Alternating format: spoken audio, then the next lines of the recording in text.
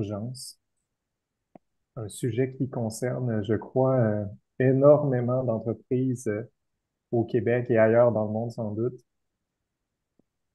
Merci d'être là. Je vous laisse encore quelques secondes pour vous connecter. Également, vous mentionnez on aura une présentation à vous faire parvenir là, à la fin du webinaire, comme d'habitude. Donc, vous ne la verrez pas nécessairement aujourd'hui là, à l'écran, mais on vous la fera parvenir là, tout de suite après le webinaire. Je vous rappelle que si vous avez des questions, vous pouvez les poser dans la section Q&A qui se trouve juste au bas de l'écran. Donc, idéalement pas dans la section chat, mais bien Q&A. Alors, on peut se lancer tout de suite. Il est midi 2. Encore une fois, bonjour tout le monde. Bienvenue au webinaire Cohésion présenté par Technologia et Formation Qualitan. Quelques informations sur Qualitan, sur Technologia. D'abord, depuis 1996, Technologia est l'un des principaux partenaires québécois en développement de compétences et de solutions sur mesure pour les entreprises, avec plus de 300 formations dans divers domaines, dont les technologies de l'information, la gestion de projet, la transformation et les opérations, également le leadership et la gestion des talents. On vous parle de formation Qualitan, qui est aussi un grand expert québécois en développement de compétences et de conception de formation e-learning, qui se spécialise notamment en efficacité et habileté professionnelle et personnelle, comme la gestion du temps, des priorités et des documents, l'efficacité et les habiletés numériques, comme la bureautique, les outils Microsoft et Google, et l'amélioration des processus et de la productivité. Pour plus d'informations, visitez le technologia.com ou encore le formation avec un S, qualitan.ca ou appelez-nous. On discute du recrutement en urgence aujourd'hui, un frein inattendu à vos efforts. Quelles sont les astuces essentielles pour planifier efficacement vos recrutements? Pourquoi la planification est souvent l'étape la plus sous-estimée du processus de recrutement et pourtant la plus cruciale pour réduire le temps de recrutement, attirer des candidats de qualité, améliorer votre taux de rétention des employés et également réduire les coûts de recrutement. On en discute aujourd'hui avec Marie-André Lévesque et Valérie Saint-Pierre. Bonjour à vous deux. Bonjour. Bonjour. Petite mention sur Caméléon RH, là, c'est en 2020 que Caméléon RH a été fondé afin d'offrir des services conseils en recrutement permettant d'accompagner ses clients à devenir meilleurs dans leurs activités de recrutement, tout en leur apportant de la clarté, vélocité et une tranquillité d'esprit. Peut-être une mini présentation, Marie-André et Valérie.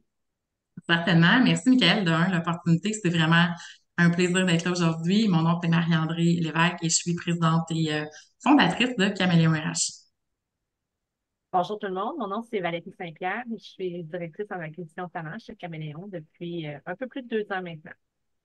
Formidable. Je vous rappelle que si vous avez des questions, vous pouvez les poser dans la section Q&A au bas de l'écran. Il va me faire plaisir de les transmettre à nos invités aujourd'hui. On a beaucoup de choses à discuter ensemble, Valérie, Marie-André. D'abord, Marie-André, euh, c'est quoi exactement une embauche en urgence? En fait, si on est recruteur en entreprise puis on demandait à nos gestionnaires qui recrutent est-ce que ton poste est en urgence, est-ce que c'est un poste urgent, tous les gestionnaires vont nous dire que leur poste est urgent.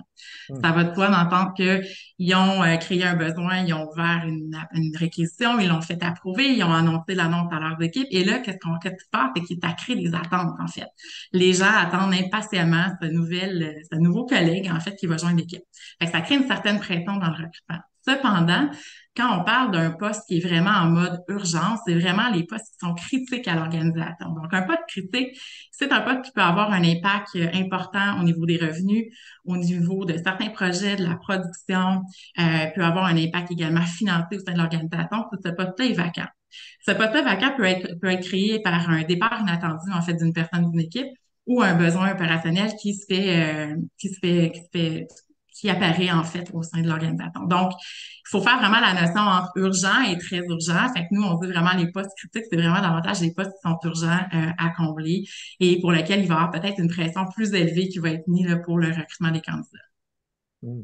On est dans une période aussi où il y a beaucoup plus de départs, notamment en raison de la démographie, là, au sein des entreprises. Est-ce que on peut planifier à ce point le recrutement? Ben oui, on peut planifier le recrutement parce que, comme Marie-André l'a dit, c'est pas tous les postes qui sont inopinés ou qu'on n'avait pas prévu qui se libéraient. Il y a des départs à la retraite, des congés de Mhm. parental, maternité. Il peut y avoir différentes raisons pour lesquelles on ouvre des postes. L'idée, c'est d'avoir des discussions rapidement avec des gestionnaires d'embauche sur leur planification de la main-d'œuvre. Généralement, on le sait d'avance qu'est-ce qu'on a besoin. On fait nos budgets pour l'année qui suit.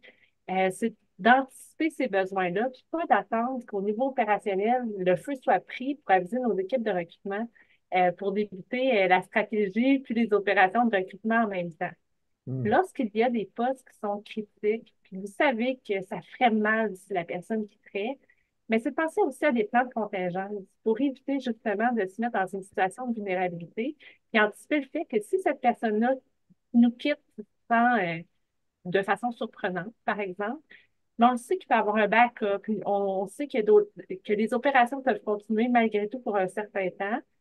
Puis là, ben, ça nous donne l'air nécessaire là, pour faire la recrue. Puis, par quoi on commence? C'est quoi les étapes, l'ABC d'un plan de contingence comme celui-là? J'imagine que ça fait aussi partie de la planification que de prévoir là, justement à combler des postes critiques. Par quoi on commence? On devrait regarder où?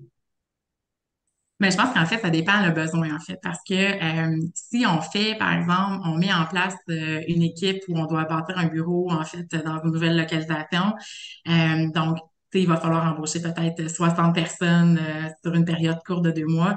La planification va être différente. Quand on parle de, parce qu'en fait, on va planifier le nombre de ressources, on va planifier les stratégies de recrutement qu'on met en place, puis on n'aurait pas de données pour comparer. Donc, quand on ouvre un nouveau bureau, bien, en fait, on va faire une analyse du marché pour voir le nombre de candidats potentiels par certains rôles, on va mettre les stratégies en place, puis après ça, on va mettre le bon processus de recrutement en place.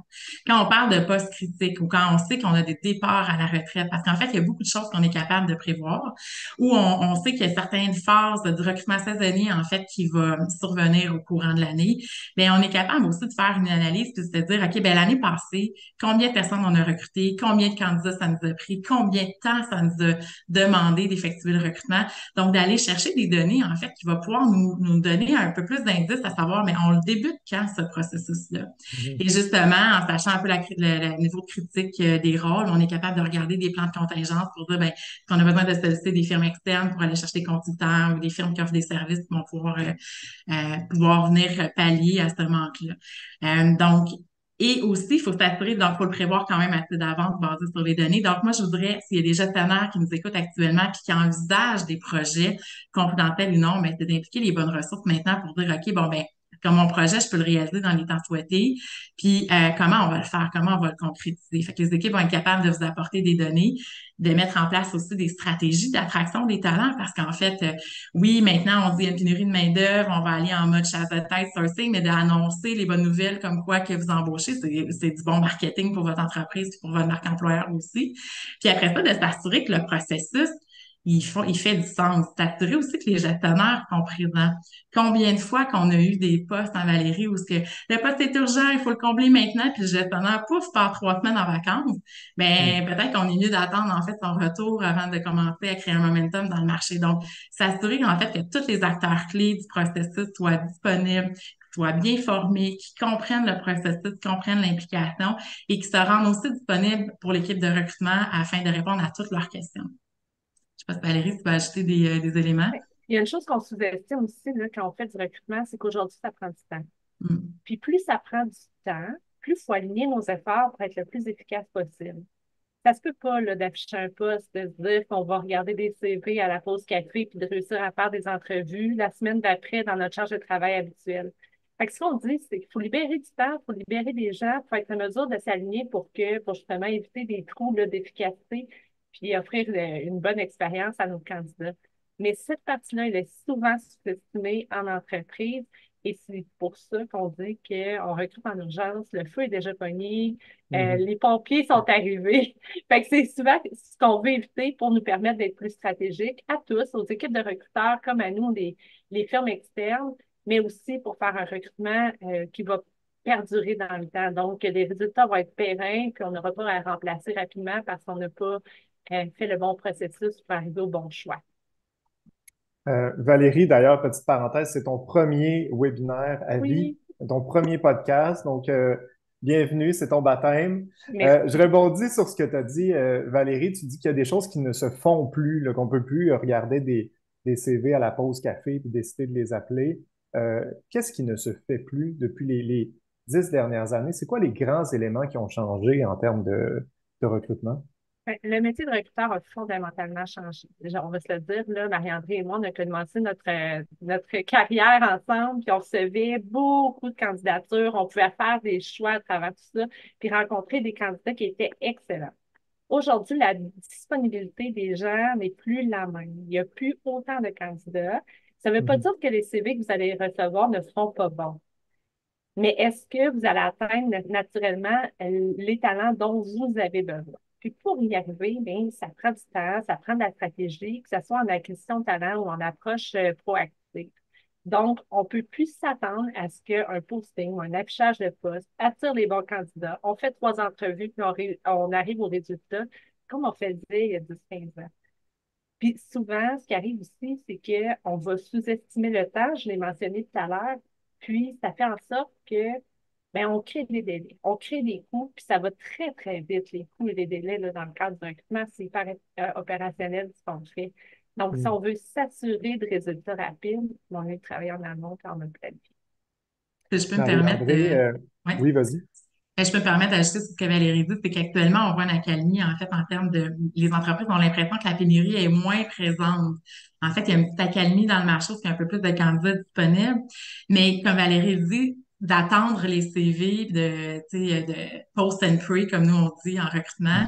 Mais en fait, ce que ça fait, c'est que ça nous, on n'a pas la vue sur les candidats qui sont excellents, qui n'ont pas appliqué également. Fait que moi, je suggère toujours aux entreprises d'avoir une stratégie à deux niveaux. Fait que oui, faire un affichage de poste à recevoir des CV, les traiter, parce qu'en fait, les candidats, ils ont appliqué, il faut leur donner quand même un suivi pour l'expérience candidat. Mais en parallèle à ça, il faut aussi avoir une stratégie d'approche, on appelle ça du sourcing, en fait, pour être capable d'aller cibler les bons talents dans le marché qui sont en emploi actuellement, qui pourraient potentiellement être intéressés sur vos rôles. Donc, de s'asseoir puis d'attendre juste les CV en ce moment, c'est dangereux. Les bons candidats, en fait, tu sais, le taux de chômage est quand même assez bas au Québec en ce moment, même s'il est plus élevé qu'il l'a été là, dans les 2 dernières années, par exemple.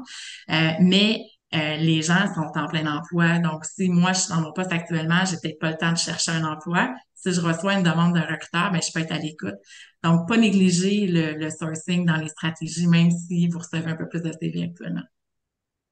Marie-André, il y a Patrick qui demande, est-ce que de recruter dans l'urgence implique plus ou moins automatiquement une embauche plus coûteuse? C'est une bonne question là, quand même. On a un laps de temps Euh, très restreint. Est-ce que nécessairement on va laisser plus d'argent sur la table? Par rapport, probablement mentionné par rapport à l'offre salariale. Mhm. Moi, je pense qu'en fait, ton processus est bien fait. Tu sais exactement ce que tu veux recruter. Si tes outils pour évaluer les candidats sont les bons, je pense que, et que tes gestionnaires sont bien formés, je pense que tu peux quand même roder un processus puis faire en sorte de ramener des candidats de qualité dans ton processus. Puis le danger, en fait, c'est ça. Je suis dans l'urgence, j'ai un poste critique à combler, j'ai 3 candidats, là, puis là, mon gestionnaire est super anxieux. Ce qu'il va faire, c'est qu'il va prendre, je ne vais pas dire le moins pire des trois, parce que je ne vais pas dire que les gens sont pas bons, mais il va prendre celui qui fit le mieux, puis il va faire fi peut-être des aspects culture, puis c'est ça qui fait mal. Parce qu'en fait, s'il avait attendu une semaine ou deux pour recevoir peut-être un peu plus de candidats, ben, on ferait une meilleure embauche. Fait que des fois, ce qui arrive dans l'urgence, c'est qu'il y a tellement, on précipite en fait la décision basée sur le peu de candidats qu'on a vus, qui fit peut-être ou plus ou moins, ou qui fit techniquement le rôle, mais point de vue culture ne fit pas à l'organisation. Puis moi, je pense qu'on ne devrait jamais faire de compromis sur la culture. Fait que si l'employé ne fit pas, c'est presque garanti, en fait, que c'est un échec. Et c'est ça qui coûte un bras et une jambe, en fait, là. Hmm. Mais qu'est-ce qu'un gestionnaire RH ou un employeur devrait faire dans ce cas-là? Est-ce que c'est de laisser des postes ouverts, d'être toujours en mode recrutement? Est-ce que c'est une bonne pratique, Valérie? Ben oui et non, en fait. Je pense que c'est important d'être proactif dans son recrutement, surtout quand on a des postes qui sont récurrents ou qu'on a des postes qui ont une saisonnalité. Là, vraiment, on va mettre en place un processus pour accumuler, si on veut, des candidats, pour mettre en place ben, nos lignes de pêche, si on veut, puis s'assurer là, d'avoir les candidatures nécessaires pour la période donnée. Pour ce qui est des postes qui sont plus critiques ou plus rares ou pour lesquels on va recruter moins souvent, c'est d'entretenir son réseau. Je suis très consciente que pour un gestionnaire d'embauche, c'est pas évident d'entretenir un réseau quand c'est pas, c'est pas son travail de faire du recrutement. Mais aujourd'hui, moi, je considère qu'il faut pas fermer de porte. On laisse toujours des portes ouvertes et on entretient ce réseau-là dans le but éventuellement de pouvoir annoncer à ces personnes-là ou afficher auprès de ces personnes-là le fait qu'on recherche des gens. Fait que oui, il y a la notion de banque de candidatures qui peut être très Mhm. intéressante si on l'entretient bien puis si on fait des bons suivis. Mais je pense aussi qu'il faut penser en termes de réseau quand on parle de candidats. Puis, souvent, on a peur de créer des attentes. Fait qu'on va dire, ah, j'ai rien je recrute pas présentement, merci, bonsoir. Mais tu sais, vraiment penser à, je recrute pas présentement, j'aimerais qu'on se reparle à tel moment. On pourrait peut-être échanger, toi et moi, sur tes attentes, voir si ça pourrait fonctionner. Puis ces petits 5 minutes par-ci par-là, là, pourraient éventuellement là, apporter des résultats qui sont intéressants. Je ne sais pas si Mhm. ça répond à ta question, Michael. Là, Ben, absolument. À ce sujet-là, quel est le meilleur canal de recrutement ou les bonnes pratiques, là, j'imagine, sur le web? Est-ce qu'il faut justement être présent, avoir un dashboard Job Boom ou bref, ce serait quoi le meilleur canal de recrutement? LinkedIn peut-être? On est chanceux au Québec parce que LinkedIn est vraiment populaire. Ça veut dire que les investissements qu'on va faire auprès de LinkedIn en termes de communication, d'échange, de sourcing, de recrutement, généralement rapportent un certain résultat. Donc, on a cette chance-là d'avoir une plateforme qui est reconnue et qui est commune. C'est sûr qu'on ne va pas attirer tous les types de candidats via LinkedIn, mais on peut facilement entretenir un bon réseau professionnel puis entretenir aussi notre réputation d'employeur. Mais je pense que l'ensemble des réseaux sociaux devrait être considéré dans une stratégie d'acquisition de talent et l'ensemble des réseaux naturels aussi. Notre communauté, la communauté des gens qui travaillent pour nous, nos employés sont des super ambassadeurs. Puis, c'est pas si difficile de bâtir des ponts autour de notre communauté naturelle, mais c'est facile de les briser. Puis après ça, ben, c'est difficile à reconstruire. Donc, vraiment, nous assurer de sensibiliser les gens sur qu'est-ce qu'on veut communiquer comme message, puis, qu'est-ce qu'on va s'assurer de faire à l'interne pour respecter notre promesse, des suivis, de l'honnêteté dans nos suivis, de la transparence, de la rétroaction? Je pense que c'est vraiment important. Les adapter aux personas qu'on recrute aussi, en fait, parce que on a des clients qui recrutent beaucoup avec Facebook, ça fonctionne bien. Il y en a qui recrutent avec Indeed, ça fonctionne bien. Fait que ça dépend qui on recrute, puis sont où ces gens-là aussi. Fait que je pense qu'il faut poser des questions. Puis je pense qu'il faut impliquer aussi nos collègues dans cette discussion-là. Par exemple, on avait une entreprise qui recherchait un développeur à un moment donné là, avec une technologie X, puis en fait, le recrutement ne fonctionnait pas. Même les approches sourcing ne fonctionnaient pas. Fait que peut-être d'aller s'asseoir avec les développeurs puis dire, OK, on cherche quelqu'un dans ton équipe. Voici ce que j'ai affiché. Voici ce que j'ai fait comme message auprès des candidats là, sur les appels email qu'on appelle avec LinkedIn. Ça te parle dessus. Si le développeur te dit, ah, moi, je t'aurais pas répondu, ben, c'est de dire, OK, ben, parfait. Qu'est-ce que j'écris qui va te parler? Donc, je pense qu'il faut impliquer. Puis des fois, comme recruteur, c'est gênant d'aller cogner aux portes et demander de l'aide parce qu'on devrait avoir l'expertise. Mais en même temps, on peut pas détenir l'expertise de tous les postes de l'organisation. C'est impossible. On va avoir une connaissance générale. Puis il y a des gens qui ont une expertise pointue. Puis il y a des personnes, des postes qu'on recrute plus, qu'on recrute moins. Fait que c'est d'aller chercher leur avis aussi puis de dire, OK, je sais pas ça à combler. Je pensais faire ça, ça, ça. Qu'est-ce que tu en penses? Qu'est-ce que tu me suggères? Qu'est-ce qu'on peut faire aussi pour aller chercher du référencement, vous avez des réseaux, fait que campagne d'ambassadeurs, des trucs comme ça. Fait que je pense que le truc du recruteur aujourd'hui, c'est de se poser 1000 questions, puis d'aller les valider, ces questions-là, de jamais assumer, en fait. Puis de donner son avis également, tu sais, par rapport à ce qui se passe dans le marché aussi. J'ai l'impression, Marie-André, qu'on implique peu, effectivement, pardon, les employés dans un processus de recrutement. Est-ce que je me trompe qu'ils devraient être beaucoup plus impliqués? Moi, je pense que oui. Je pense que c'est payant. Je pense que c'est payant parce que des fois, il y a des angles qu'on voit pas comme recruteur, puis on a des perceptions. Donc oui, on devrait les impliquer. Si on peut le faire, évidemment, pas de confidentiel, on le fera pas, évidemment, là, mais pour certains rôles, en fait, qui peuvent être difficiles à combler, tu sais, nous, on l'a fait. On fait des prises de besoins généralement avec le gestionnaire du rôle pour comprendre ses besoins puis le challenger sur ses besoins. Moi, un gestionnaire qui me dit Mhm. un truc, ça me va, mais il faut que je comprenne le contexte, il faut que je comprenne la globalité du rôle, il faut que je comprenne comment il fonctionne dans son département. Si le poste est ultra niché, même des fois, le gestionnaire n'est pas capable de donner plus de détails parce que c'est pas lui l'expert nécessairement dans son équipe. Donc, de dire, hey, je peux te parler à ton expert, ton étoile, ton employé qui serait capable de verbaliser ou vulgariser, en fait, le plus son emploi, s'asseoir avec cette personne-là. Mais je trouve que des fois, quand on parle avec des recruteurs qui sont peut-être plus juniors, ils ont peur de dire qu'ils savent pas. Et moi, pourtant, quand je fais des prises de besoin, je dis à chaque fois, qu'est-ce que tu veux dire par ça? Clarifie-moi, c'est comment fonctionne votre processus. Parce que d'une entreprise à l'autre, c'est différent. D'un contexte à l'autre, c'est différent. Puis nous, comme recruteurs, plus qu'on va obtenir cette information-là, meilleur qu'on va avoir une compréhension, meilleur qu'on va être capable de positionner le poste au candidat, meilleur le storytelling en entrevue va être avec le candidat, puis aussi notre compréhension de comment je peux, dans mes préqualifications, bien évaluer le candidat pour m'assurer qu'il cadre le mieux. Donc, quand on parlait tantôt de la question de l'auditoire, c'est si tu comprends bien ton contexte, mais toi-même, comme recruteur, tu es capable de faire une sélection qui est efficace puis d'amener ça sur la table à ton gestionnaire. Fait que je pense que des fois, on lève pas la main. Puis moi, je pense qu'on devrait toujours dire j'ai pas compris ou des fois rephraser ce que je comprends de ce que tu me dis, c'est ça. Puis des fois, on va se rendre compte qu'on l'a, puis qu'on a compris, puis on va dire yes, on est bon. Puis des fois, on va se comprendre qu'on était complètement dans le champ gauche. Puis honnêtement, c'est le meilleur moment pour clarifier, c'est d'avoir une prise de besoin éclairée qui va nous donner les outils pour aller chercher ces talents-là. Valérie, il y a beaucoup de réactions là, actuellement sur ce que vous dites dans la section Q&A. Merci à tout le monde de contribuer. Il y a quelques questions qui vont dans le sens où, quand on recrute en urgence, ben, le recruteur va embaucher le moins pire candidat, là. Ouais. Qu'est-ce que tu en penses?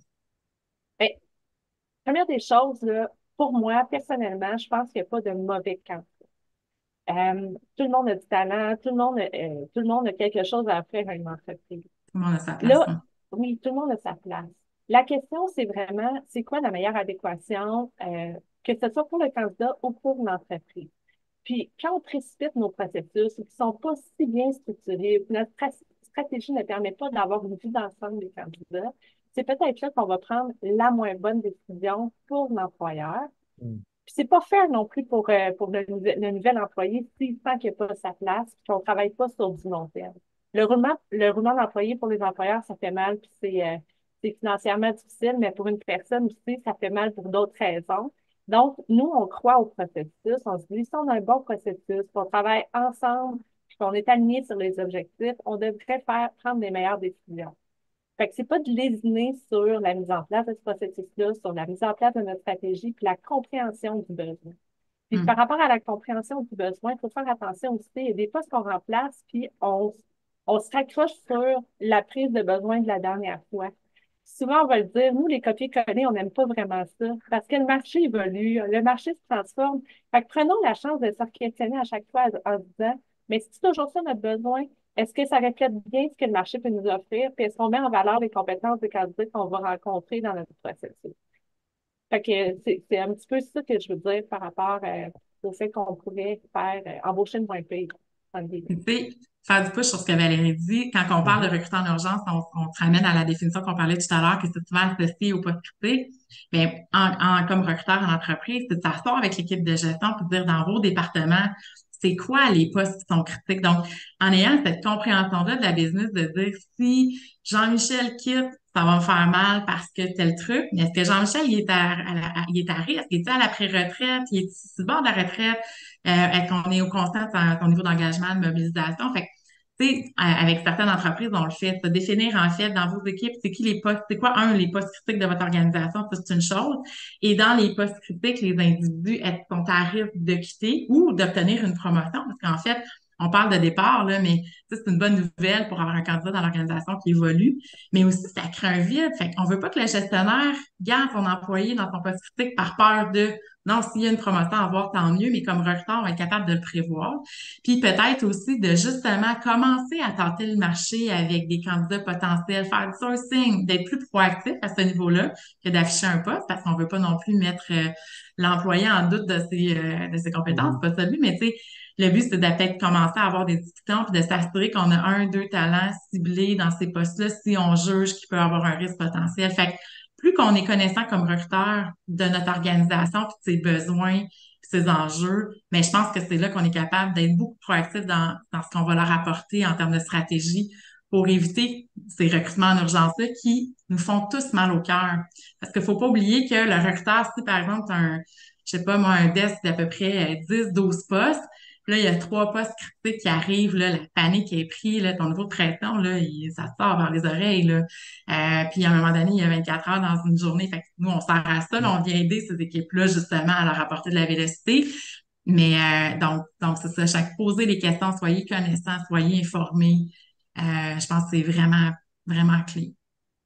Parlant, Marie-André, de post-critique et de pression qui monte, on a une question. Dans un cas d'urgence réel, quelle serait la meilleure technique à utiliser pour ne pas laisser paraître plutôt notre urgence en lien avec le recrutement du meilleur candidat? Donc, on est en urgence, Oui, mais on ne veut exact. pas nécessairement laisser transparaître qu'il faut remplacer le poste demain matin, là. Auprès des candidats, j'imagine, c'est ça la question. Exact. Mais en fait, je pense que tout s'explique. Je pense que, en fait, même le candidat a besoin de savoir dans quoi il s'embarque aussi. Fait que moi, quand j'ai un poste critique à combler, je l'explique le contexte au candidat. Je dis, là, on a eu un départ. Ce poste-là, il est critique pour l'organisation. On a besoin de quelqu'un parce qu'en fait, faut pas oublier que quand cette personne-là va arriver, elle va avoir une pression de se rentrer dans le rôle, de comprendre les processus, puis d'être capable d'être impactant rapidement. Donc, d'expliquer le contexte, je pense qu'il faut le dire. Je pense que ça fait partie du succès du processus parce que un candidat qui veut pas vivre cette pression-là à son arrivée va lever la main.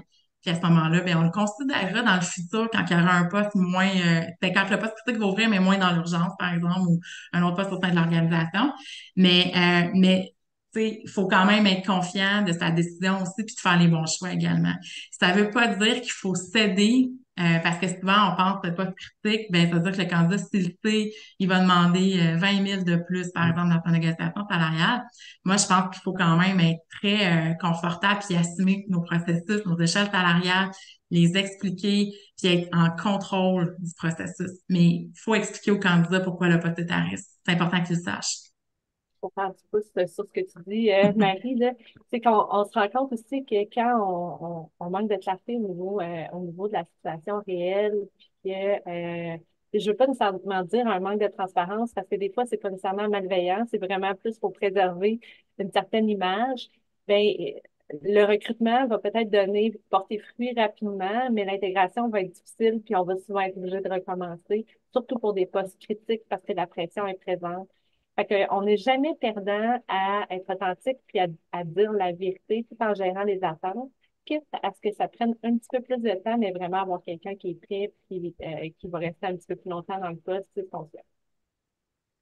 Valérie, on parle beaucoup ces temps-ci de la loi 25. Une question en ce sens-là, Julie nous dit comment peut-on conserver cette banque de candidats potentiels là, dans le respect de la loi 25? Ouais, je comprends ce qu'on veut dire. C'est sûr que, il y a des processus à mettre en place pour bien gérer la confidentialité des candidats là, auprès desquels on transige. Puis il y a aussi une partie qui est réseautage. Je considère aussi que là, on est vraiment plus dans le personnel. Moi, Valérie, j'entretiens mon réseau sur LinkedIn, puis je discute avec eux autres. Je dirais que pour la conservation des candidatures dans l'ATS ou chez nous, ça dépend de ce que vous avez comme processus interne. Si vous avez un bon ATS, que vous avez une bonne gestion documentaire, puis que vous avez des processus qui informent les candidats sur la façon dont vous allez gérer leur candidature, ça devrait bien se gérer. Si ce n'est pas le cas, mais en amont, il faut y penser. Parce qu'aujourd'hui, ça fait partie des enjeux. Mais pour moi, ça fait partie des choses à prendre en considération dans l'établissement d'un bon processus. Tu sais, chez Caméléon, ce qu'on a mis en place aussi, c'est à chaque fois qu'on parle, par exemple, avec un candidat sur LinkedIn, puis là, on voit un intérêt, on lui demande une autorisation qu'on copie-coller dans notre ATS comme preuve qu'il nous a donné le droit de le contacter, de le mettre aussi, de conserver ses données dans notre ATS parce qu'en fait, on peut travailler avec différents employeurs également. Puis, à chaque fois que on soumet sa candidature, il est informé. On n'envoie jamais de CV si le candidat n'est pas informé. Donc, et ça, en entreprise, on le voit, hein, on fait du recrutement, on a des candidats intéressants, on va leur parler, on veut créer du momentum puis de l'excitation un peu avec notre gestionnaire en lui disant, tu vois, je rencontre telle personne, mais ça se trouve que ça fonctionne pas. Donc, ce qu'on dit, c'est garder juste le secret un petit peu plus longtemps pour avoir l'autorisation de la part des candidats de soumettre leur CV.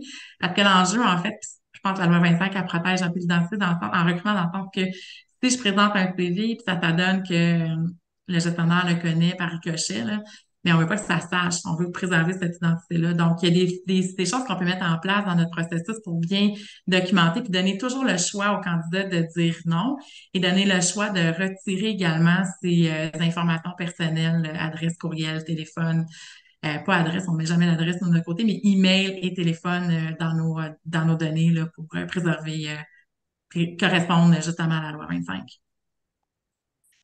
Marie-André, une question de Fanny qui nous dit, considérez-vous que l'on doit miser sur la qualité de l'annonce pour aller chercher les bons candidats? Par exemple, est-ce que d'indiquer dans notre annonce expérience minimum de 2 ans demandée dans le domaine X pourrait nuire à notre processus d'embauche, considérant que certains candidats avec beaucoup de potentiel pourraient s'empêcher de postuler? C'est une question qui doit revenir souvent chez vous. Mm. Je pense que, en fait, il y a deux choses à cette question-là. En fait, je pense qu'il faut, quand on fait un affichage de poste, il y a un storytelling à raconter, en fait.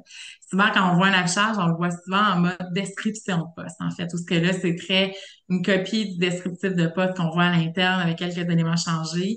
Fait qu'il y a une histoire à raconter auprès, dans le fond, des candidats dans notre storytelling pour parler un peu de qui on est, qu'est-ce qu'on fait, la nature du poste, c'est quoi les enjeux, c'est quoi le beau côté du rôle, qu'est-ce que la personne va devoir faire. Après ça, au niveau de l'expérience d'emploi, mais ça dépend c'est quoi le rôle. Parce qu'en fait, moi, je pense toujours que faut faire aussi, ce qu'on veut, c'est, j'aime mieux recevoir 20 bons CV que d'en recevoir 350 parce que mes critères étaient trop larges.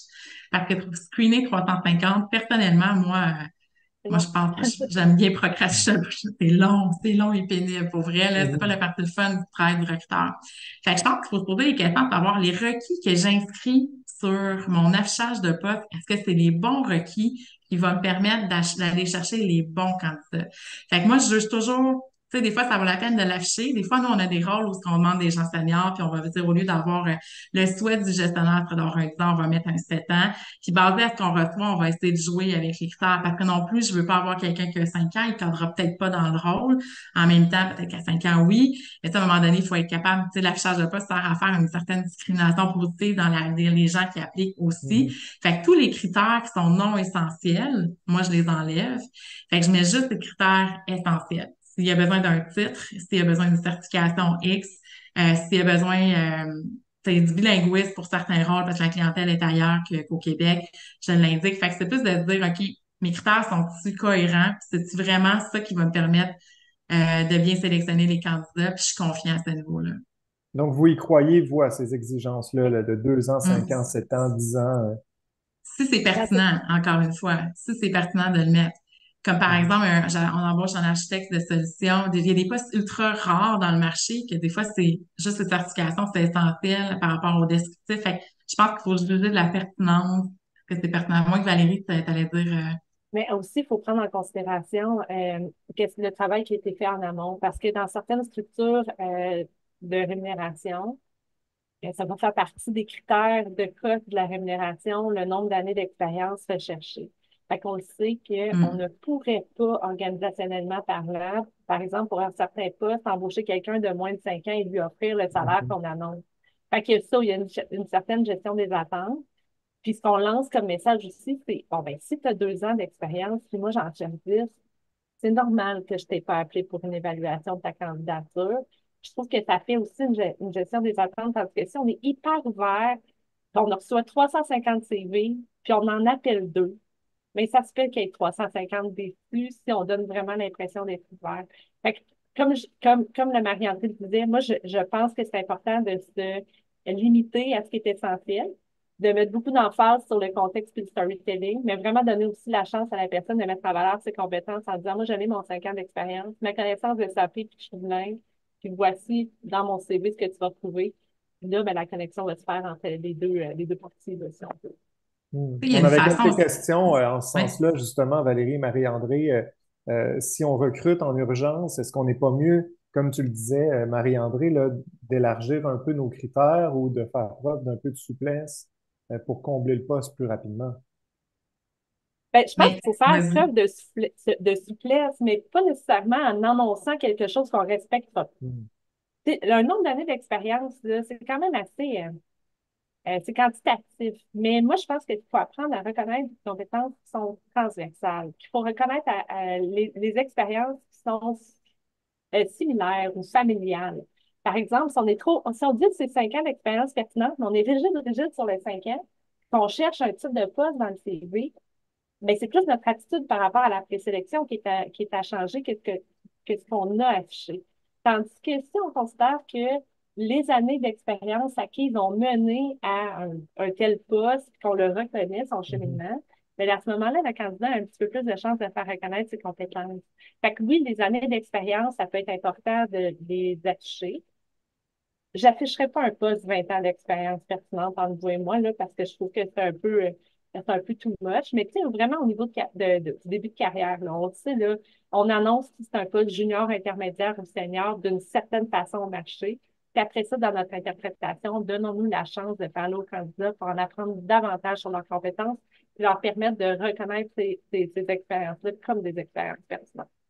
Ça prend toujours une stratégie de sourcing, hein, en fait, dans ces postes critiques-là. Quand tu as un rôle critique complexe à retrouver, c'est bien de l'afficher, là, mais moi, je voudrais, vous faites la prise de besoin, vous comprenez le rôle, vous l'affichez, stratégie d'approche proactive. Qu'est-ce que je fais pour proactivement aller solliciter des candidats qui pourraient avoir un intérêt? Fait que, tu sais, moi, quand il y a des postes comme ça, je me dis, oui, c'est le fun, il faut l'afficher, je pense que c'est intéressant, c'est important, mais, tu sais, embrayer en 5e vitesse, puis aller vraiment solliciter des gens. Puis là, vous allez être en mesure de pouvoir choisir aussi les critères basés sur ce que vous recherchez, les agrandir, les rapetisser, bref, les rendre plus flexibles. Mais il faut absolument créer du momentum en allant vraiment contacter des candidats directement. Il y a le fait que de plus en plus d'employeurs n'affichent pas le salaire dans l'offre d'emploi. Est-ce qu'il s'agit d'une bonne stratégie pour recruter ou est-ce qu'au contraire, on se prive de bons candidats?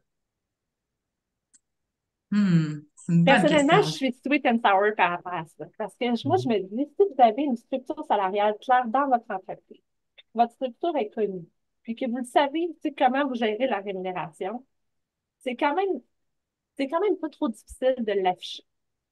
Mais si cet exercice-là n'a pas été fait, parce qu'on va se le dire, là, on n'est pas tous des grandes entreprises avec une structure, même si on veut être équitable ou quoi que ce soit, mais là, à ce moment-là, si vous n'êtes pas certaine que votre structure est bien mise en place, ben, c'est important d'être cohérent dans le message que vous lancez au marché et dans ce que vous allez recevoir.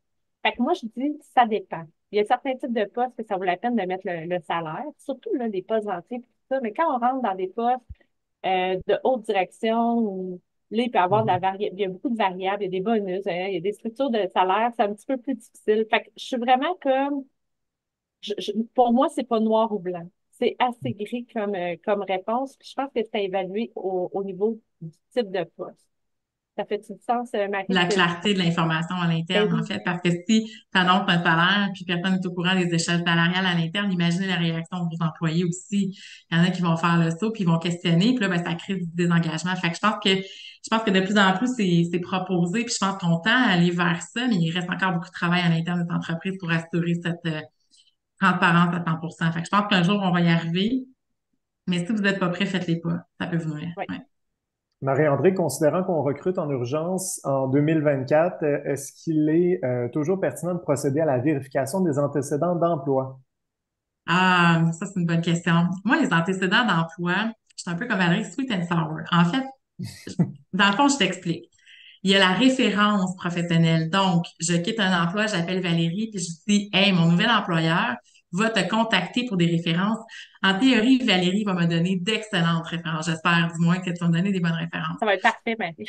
Donc, puis on a eu des cas aussi dans le passé où ce que finalement, on devait contacter une référence d'emploi, un employeur X, puis finalement, c'était la conjointe du candidat. Moi, j'ai aucune façon de valider cette information-là parce qu'en fait, je suis tenue d'appeler les gens qu'on me donne en termes de références. Fait que moi, les références d'emploi, je suis ambiguë, mais je ferais des confirmations d'emploi parce que là où les gens mentent le plus, c'est sur leur CV, en fait. Ils vont extensionner, en fait, leur durée d'emploi pour simuler des trous. Donc, par exemple, entre deux emplois, j'ai une pause de 4 mois parce que j'ai été sans emploi, puis c'était difficile de me trouver un emploi. Fait que les gens vont dire, bon, ben, mon emploi n'a pas fini le 18 septembre, va avoir fini le 18 décembre 2024. Puis là, ben, tu sais, je vais m'assurer de simuler l'information pour que mon CV a l'air beau. Mais si tu appelles les anciens employeurs, ils vont être capables de te donner des confirmations d'emploi. Et là, je pense que c'est intéressant de valider la durée, le titre, la raison de départ. Donc ça va nous donner une idée à savoir est-ce que l'information est véridique. Après, si vous voulez quand même faire des références d'emploi, ça peut servir par contre pour avoir des conseils sur j'embauche Valérie dans mon équipe. Qu'est-ce qu'elle aurait besoin, Valérie, comme plan d'intégration, de quel genre de formation, qu'est-ce que je dois m'attendre, c'est quoi les conditions que je dois mettre en place, en fait, pour faire en sorte que Valérie existait dans mon organisation. Fait que j'utiliserais plus ça à ce niveau-là, mais si j'avais les vérifications d'emploi, ça vaut ce que ça vaut tant qu'à moi. Hmm. Surtout qu'on remarque en entreprise que la majorité des vérifications d'emploi qu'on a faites sont positives. Fait que Ben là, on oui. se dit, ben, c'est pas un critère d'élimination. Si c'est purement réputationnel, ben, généralement, on va s'en tenir à ça. Tandis que, comme Marie-André disait, quand on est vraiment à valider les termes du CV, ben, ça peut aussi avoir un impact sur l'évaluation salariale. Puis c'est là que c'est important en termes d'équité. Parce que si la personne, elle a changé son type de poste, mais tiré d'une demi-année là, d'une demi-année ailleurs, elle pourrait se retrouver à avoir un salaire plus intéressant que la personne qui est équivalente, que lui, il n'a pas menti sur son CV. C'est cet impact-là qu'on veut Mhm. éviter particulièrement. Mais les gens mentent à ce point-là sur leur CV. Marie-André, vous le voyez beaucoup dans votre pratique? Mais surtout, en fait, sur les postes de consultant, en fait, parce que des fois, tu vas faire un mandat de consultation, puis là, ben, ça va durer 6 mois, puis le prochain va être un peu plus tard. Fait que, tu sais, je dis pas que les gens mentent tant que ça, puis tout le monde est menteur, là, c'est de loin mon constat, là, honnêtement, là. Mais tu sais, si on me posait la question de savoir si j'avais à choisir entre un ou l'autre, j'aurais tendance à dire plus les antécédents d'emploi, parce que comme Valérie le dit, les références sont positives, puis de toute façon, c'est contre la loi de donner des mauvaises références sur un employé. Donc, moi, comme individu, je vais pas me risquer à dire que Valérie, c'est pas une bonne recruteur ou une bonne employée, une bonne directrice, parce que ça va me revenir sur moi. Fait qu'en fait, il y a une loi qui protège. Donc, tu sais, j'aurais tendance à dire s'il y a des à choisir, je ferais des antécédents d'emploi. Tout à fait. Fait que oui. Puis, en fait, moi, je le dirais j'aurais souci de transparence, parce que ce qu'on veut, c'est pas prendre les gens en faute. C'est pas le fun. C'est pas ça qu'on veut faire. On n'est pas des enquêteurs policiers non plus, là. Ce qu'on veut, c'est dire aux employés, dire, écoute, je vais faire une vérification d'emploi concernant tes emplois passés. T'as-tu des choses à mentionner? Parce qu'il faut pas oublier que non plus, le candidat doit faire un CV à peu près en 2, 3 pages. Fait que c'est pas évident de condenser toute cette expérience-là. Fait que s'il y a des choses à mentionner, mais ça va se clarifier. C'est une opportunité de dire à la personne, si tu as d'autres choses à mentionner, que je devrais savoir, que je vais apprendre, juste me le dire. Tu sais, dans le fond, c'est de bonne guerre. En fait, ce qu'on veut, c'est de l'embaucher. En plus, le candidat est intéressant. Notre souhait, c'est de l'embaucher, mais c'est de faire ces validations-là pour se protéger. Valérie, je te parle d'intelligence artificielle. Fanny nous demande, est-ce que l'intégration de l'intelligence artificielle peut diminuer le coût d'un recrutement urgent? Mais Est-ce que la sélection des candidats serait mieux sélectionnée avec une IA programmée avec des critères de sélection propres à un poste afin d'éviter les conflits d'intérêts pouvant exister entre l'employeur et l'employé? je pense que oui, on pourrait se servir de l'intelligence artificielle pour améliorer nos processus, puis pour automatiser ou faciliter certaines tâches. Euh, on n'a pas encore tous les outils, hein, c'est assez jeune, l'intelligence artificielle. Nous, on va utiliser comme la pointe de l'iceberg de ce qu'on connaît, mais il y a encore beaucoup de choses à faire. Est-ce que l'intelligence artificielle devrait être utilisée pour assumer l'ensemble des processus de sélection, puis est-ce qu'on passe à côté par exemple, on parle de conflit d'intérêts? Mais je pense qu'il est tôt pour le dire. Il y a vous avez sûrement entendu parler d'études qui ont démontré que certaines décisions d'intelligence artificielle avaient impliqué d'autres biais, puis discriminaient certaines personnes racisées. Fait que moi, je serais vraiment comme prudente par rapport à ça. On va en apprendre davantage sur l'intelligence artificielle. Les outils vont s'adapter de mieux en mieux. Est-ce qu'aujourd'hui, j'utilise l'intelligence artificielle pour challenger certaines façons de faire, puis pour challenger des approches, quoi que ce soit? Bien sûr, pourquoi pas? Ça peut être notre ami, mais est-ce qu'il va prendre les décisions à ma place? Pour l'instant, non. Je préfère avoir mon regard à moi, et ceux de mes collègues là, sont mon processus. Mais pour moi, là, on est au début de la discussion. Ah, c'est intéressant comment le monde va évoluer par rapport à ça. Je pense que c'est très... en fait, ça va faciliter beaucoup la vie du recruteur dans des tâches qui ont peut-être moins de valeur ajoutée. Moi, je pense que l'intelligence artificielle va apporter beaucoup de valeur. Après ça, c'est de voir, il y a plein d'outils qui sortent aussi là, dans le marché actuellement qu'on essaie de tester et tout. Mais tu sais, ce qui va se passer dans les 5 à 7 prochaines années, c'est super excitant, là. Faut pas avoir peur de l'intelligence artificielle. Ça va jamais remplacer le recruteur, mais ça va peut-être faire en sorte qu'on va devenir meilleur à cause de ça, plein d'aspects, en fait. On nous parle de logiciels de suivi électronique là, de candidature, par exemple Taleo ou PeopleSoft. Est-ce que Mhm. vous avez des logiciels favoris? Ah, il y en a plein, là, des logiciels. En fait, je pense que l'ATS, c'est que dans l'ATS, qui est le système de gestion de candidature, il y en a, il y en a plein. Mais je pense qu'il faut l'évaluer par rapport à ce que vous avez de besoin, en fait. C'est nous, on est allé vers un outil qui nous permet de customiser parce qu'on a différents clients avec lesquels on travaille. Donc, c'est pas juste un outil interne. Donc, c'est nous, on travaille avec Zoho, ça fonctionne bien pour nos besoins maintenant. Ça va fonctionner bien pour toujours à définir. Fait que je pense que c'est vraiment de dire, qu'est-ce qu'on a besoin comme organisation, qu'est-ce qui va nous faciliter la vie comme recrutement, tu sais, c'est quoi le volume de postes aussi qu'on recrute. Tu sais, on n'a pas besoin d'investir dans des solutions très coûteuses pour faire la gestion des candidatures. Mais ce qui est intéressant, c'est de dire, est-ce que je suis capable de retrouver mes candidats? Est-ce que je suis capable de faire des recherches dans mon système pour repérer les gens que j'ai rencontrés dans le passé? Tu sais, dans le fond, c'est une banque de données. Donc, ces données-là, il faut qu'on soit capable de les faire parler, les faire sortir, de nous donner des indicateurs de performance sur nos processus de recrutement. Parce qu'on veut savoir est-ce que c'est efficace, combien de temps ça prend, tu sais, c'est quoi le temps que tu hire, le temps d'embauche, la source d'embauche, la qualité des embauches, bref.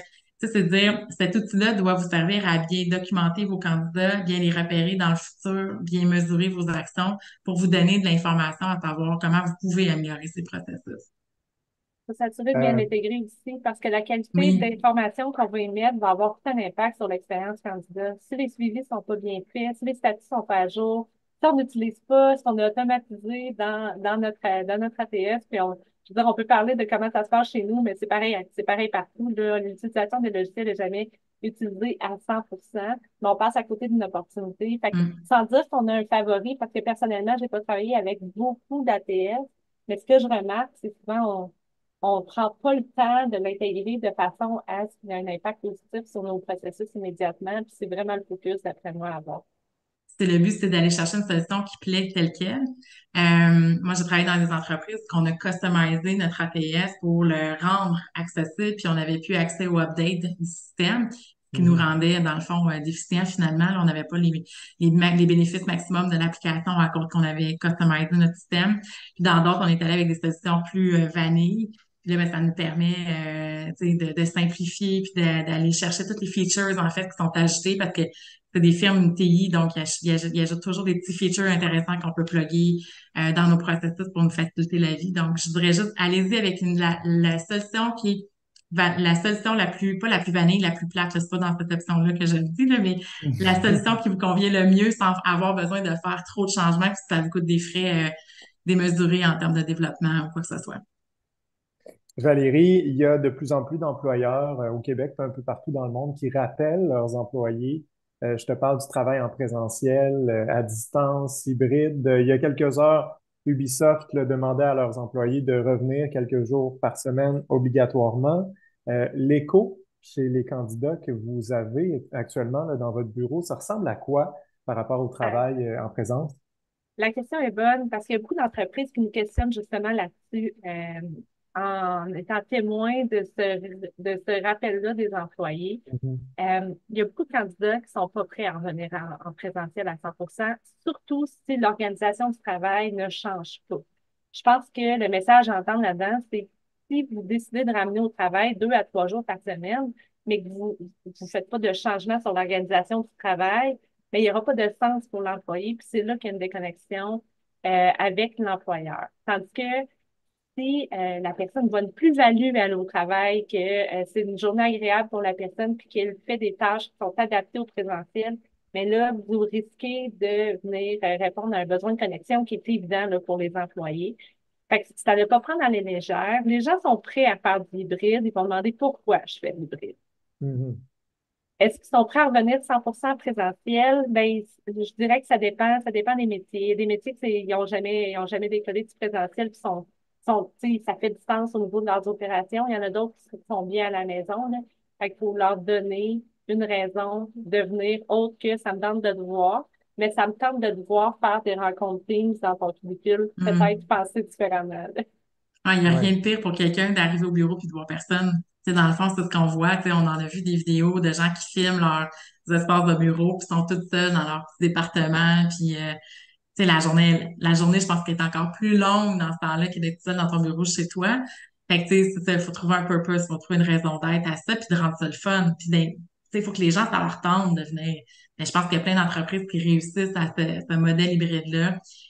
Qui fait que puis aussi tu sais il faut pas oublier quand il y a de l'hybride il y a un peu plus de perte de temps au bureau aussi parce que là les gens se rencontrent autour de la machine à café ça jase ça va au lunch ensemble ça prend un peu plus de temps fait qu'il faut aussi être à l'écoute de ça je pense. Mhm. Donc, les employés sont prêts à revenir, mais disent What's in it for me, là? Ouais. Tout à Je peux fait. Oui, faire oui. ce que je pourrais déjà faire à la maison. On a des outils qui Mm. sont adaptés au télétravail parce qu'on n'a pas eu le choix de le faire. On s'est habitué à ça. Ouais. Maintenant, ben, il faut adapter notre organisation du travail au présentiel. Faut juste pas penser que ça va revenir comme en 2010. C'est différent. 2024, c'est Mhm. nouveau. Qu'est-ce qu'on fait, comment qu'on le fait, puis ça peut être le fun, puis ça peut être avantageux.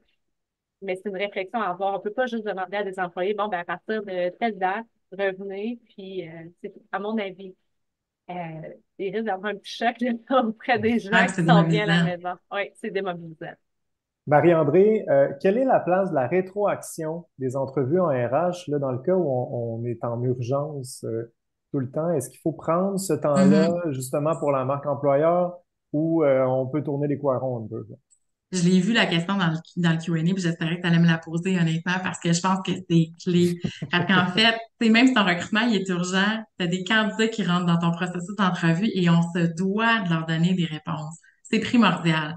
Tu sais, faut pas oublier, là, il y a un individu qui rentre en processus, faites une entrevue avec cette personne-là, vous créez un lien. On crée une relation petite ou grande, dépendamment l'énergie, puis bon, l'échange de la discussion, mais on crée des attentes envers ces gens-là. Donc, tu sais, si vous dites à l'employé, au candidat, en fait, dans une semaine, je te reviens, donc vendredi prochain, je te reviens, par exemple, mais vendredi prochain, mets-toi une note dans ton agenda, reviens-lui. Si après ça, pour X raison, la personne, elle est déclinée dans le processus d'entrevue, donnez-lui un feedback qui est transparent sur ce que vous êtes capable de donner. Il y a des choses qu'on peut dire, il y a des choses qu'on peut pas dire, mais on peut toujours expliquer une raison. Parce qu'en fait, les gens veulent savoir. Puis c'est peut-être un non aujourd'hui, mais ça sera peut-être un oui dans 6 mois ou dans un an. Mais tu sais, si comme candidat, tu as reçu un feedback, puis tu te dis, hey, il te manquait un peu plus d'expérience sur telle compétence. Moi, si j'étais le candidat, puis j'aurais vraiment aimé travailler pour l'entreprise, ce que je vais faire, c'est que je vais travailler mes compétences. Je vais investir en moi, je vais les travailler.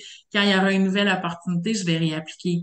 Mais si on m'a jamais donné suite, pour moi, c'est fini, c'est barré. En même temps, pour le candidat, moi, ce que je dis, le recruteur est aussi débordé. Ça se peut des oublis. Tu sais, on n'est pas parfait, là, on n'est pas des robots. Donc, si le candidat n'a pas eu de retour, d'envoyer un petit message au recruteur, dire, hey, on s'est dit qu'on se parlait aujourd'hui, j'ai pas eu tes nouvelles. Je pense que ça va dans les deux sens, mais comme entreprise, on doit se donner une rétroaction. C'est clé, c'est important. Mhm. Le recrutement en urgence, encore une fois, Valérie, recruté via une agence RH Mm. à l'externe, t'en penses quoi? Ben, je pense que ça peut être une solution intéressante. Ça dépend de votre contexte, ça dépend de comment vous êtes structuré à l'interne. Ce que je disais tout à l'heure, c'est pas sous-estimer le temps que ça prend de faire le recrutement. Si vous avez une bonne équipe à RH puis qui ont le temps de recruter puis de faire cette stratégie-là ou des bons recruteurs à l'interne, ben, vous êtes peut-être pas obligé d'aller auprès d'une firme ou d'une agence. Mhm. Mais si vous avez besoin d'aide, c'est de l'assumer rapidement, pas d'attendre que le feu soit pris puis que ça brûle vraiment fort. Nous, on va intervenir de toute façon. On est habitué à cette situation-là. Mais ce qu'on veut, c'est éviter le plus possible que vous ayez des coûts pour rien. Puis on va apporter de la tranquillité d'esprit. Fait que moi, ce que je dis, c'est prenez le temps de penser à votre solution. Si votre solution, c'est d'aller auprès d'une firme, faites un choix de firme qui correspond bien aux besoins que vous avez avec lesquels vous vous sentez à l'écoute, puis vous sentez une collaboration, puis vous sentez que ça fait du sens. Je vais payer pour ça, c'est ça que j'ai. Est-ce que ça fait du sens pour moi? Puis à ce moment-là, la collaboration va être plus fluide. Fait que je dirais que ça dépend de votre contexte, mais quand on a besoin d'aide, pour n'importe quelle situation, c'est pas attendre pas être en train de se noyer pour lever la main, là. Mm. C'est de lever la main en amont pour qu'on puisse travailler plus efficacement ensemble. Souvent, en fait, c'est donner les conditions de succès à cette firme-là. Parce qu'en fait, comme Valérie dit, si vous attendez que le feu soit pris puis que tous les bâtiments soient en feu, tu sais, la firme de recrutement, elle n'a pas une baguette magique pour arriver lundi prochain avec 4 candidats. Des fois, ça arrive parce qu'ils ont du recrutement proactif. Mais en même temps, il y a un contexte de pénurie de main-d'œuvre parce que les candidats se placent aussi rapidement. Mais donner les conditions de succès. La firme devrait rencontrer votre gestionnaire, comprendre le rôle, s'assurer qu'elle est bien, elle a toute l'information nécessaire, s'assurer aussi que, tu sais, si vous investissez à l'externe, assurez-vous de revenir à cette firme-là. Parce qu'en fait, les candidats qui sont soumis, ils savent pour qui ils sont soumis. Donc, si vous leur donnez pas suite, c'est votre marque employeur qui est totalement, qui est automatiquement en fait impactée, celle de la firme également. Puis on veut pas ça, on veut pas avoir une mauvaise réputation. Donc, tu sais, assurez-vous ensemble de définir, OK, c'est quoi vos attentes, c'est quoi l'enjeu, soyez transparents, puis travaillez vraiment en partenariat avec les firmes externes avec qui vous travaillez pour que tu sais, dans le fond, ils sont là pour, moi, je dis toujours, Caméléon, nous, on est là pour faire rayonner nos clients. Tu sais, moi, je prends pas la place du recruteur en entreprise, mais je suis là pour m'assurer que cette personne-là a les bons outils, les bons arguments, les bonnes informations, est capable de positionner le candidat auprès du gestionnaire ou au niveau salarial, puis de faire en sorte que, tu sais, son stress, là, nous, c'est de la tranquillité d'esprit qu'on offre beaucoup, là, son stress sur ses épaules, là, il est moindre. Donc, si vous avez l'impression que la firme va être un fardeau, ça fonctionne pas, mais peut-être rétablir les conditions de succès pour que vous ayez de la clarté. Nous, on offre de la clarté, de la vélocité puis de la tranquillité d'esprit. Nous, c'est notre promesse à nos clients.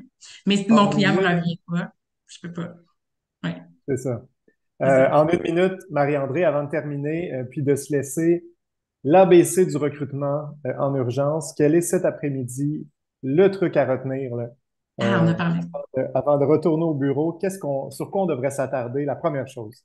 Peut-être un minute stress, me dit une minute, c'est vraiment stressant. Fait que Valérie complète toujours des choses, OK? Oui. Un, il faut le planifier. Ben, il faut avoir une vision globale de qu'est-ce qu'on recherche pour planifier le recrutement, mettre les bonnes stratégies en place pour attirer les bons talents et une stratégie d'attraction puis une stratégie de sourcing, avoir le bon processus structuré, donc un processus clair avec des outils d'évaluation qui sont clairs, qui vont nous permettre d'évaluer des pommes avec des pommes, là. Les candidats vont tous être évalués de la même façon, puis s'assurer de la disponibilité également de vos gestionnaires pour assurer cette vélocité-là que vous avez besoin pour combler ces rôles-là. Valérie, as-tu quelque chose à compléter? On dirait que Ben, j'oublie des trucs. Je suis stressée. se dégager du temps pour le faire, c'est Oui. important. Le momentum, on dit qu'on veut créer un momentum. Le timing est important aujourd'hui. Respectez les promesses que vous avez envers vos candidats. Faites les suivis, puis réévaluez rapidement vos efforts. Ça marche pas ce que vous faites, attendez pas.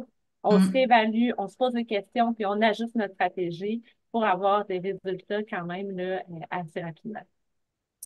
Valérie Saint-Pierre, Marie-André Lévesque, merci énormément pour votre temps. Je rappelle que votre formation RH 120, recrutement déniché et attirer les talents, est disponible donc sur le technologia.com 4 novembre, 7 janvier, 24 mars, 1er mai, 7 juillet 2025. Donc, allez voir ça, technologia.com pour toutes les infos. Merci énormément pour votre temps.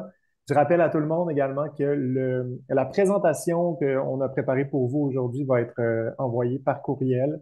Si vous voulez voir et revoir certains concepts, surtout le dernier, là, dans la dernière minute, rendez-vous sur YouTube, sur la chaîne de Technologia. Alors, Valérie, Marie-André, merci beaucoup et bon après-midi.